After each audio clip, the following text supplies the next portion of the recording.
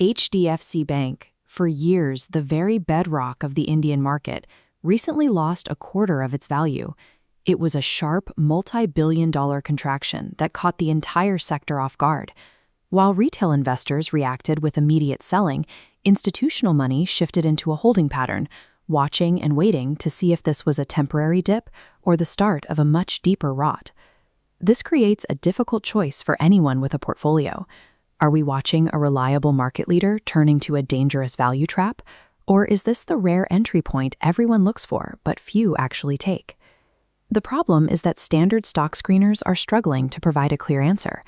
The massive merger with HDFC Limited has distorted the bank's baseline financials, making historical comparisons and automated ratios unreliable. To bypass that noise, we used a custom Python data notebook built specifically to look past surface-level market reports. Our script isolates and cleans the post-merger filings, stripping away the broader market sentiment to focus on the actual capital moving through the bank today. By running this objective data poll, we can reveal the bank's actual internal health and finally answer the question of whether the business is truly in trouble. This chart shows the current price-to-book ratio. While peers trade higher, our script identifies HDFC Bank at just 2.1. Zooming out, the bank's 5-year average is 3.5, revealing a significant valuation gap compared to where this stock has traded for the last half-decade. There is a persistent narrative that the bank is losing its ability to generate cash post-merger, but the raw numbers tell a different story. Looking at the latest reports, the bank delivered a net profit exceeding 20,350 crore rupees. This line tracks a net interest margin. Despite the complexity of the merger, the margin is holding steady above this 3.5% line, suggesting that the core lending business is stabilizing.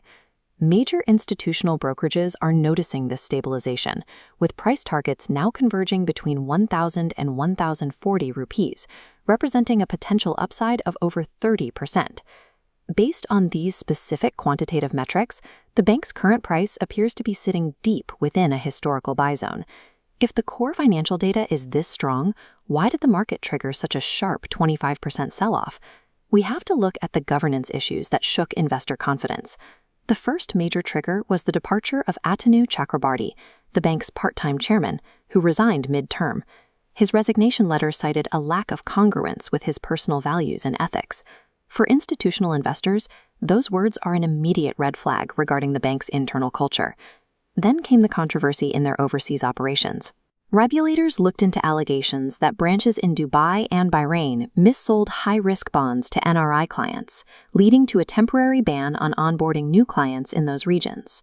Added to this were internal probes into marketing spends, creating a sense of regulatory friction, just as the bank was trying to integrate the largest merger in its history. This combination of ethical questions and regulatory scrutiny created a massive wave of psychological pressure, pulling the stock price down even as the profit numbers remained high. Reconciling these two sides, the strong math and the intense market fear, is the only way to reach a final verdict.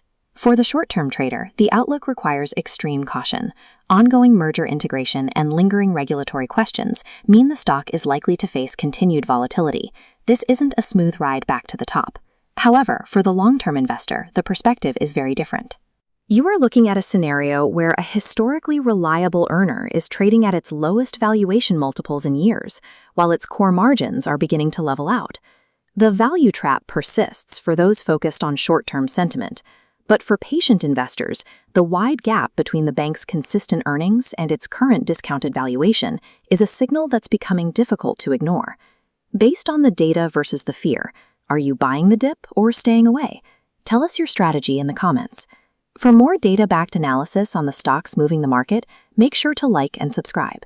I am not a SEBI-registered investment advisor. This analysis is based on data and code for strictly educational purposes only and is not financial advice. Please do your own research or consult a certified professional before making any financial decisions.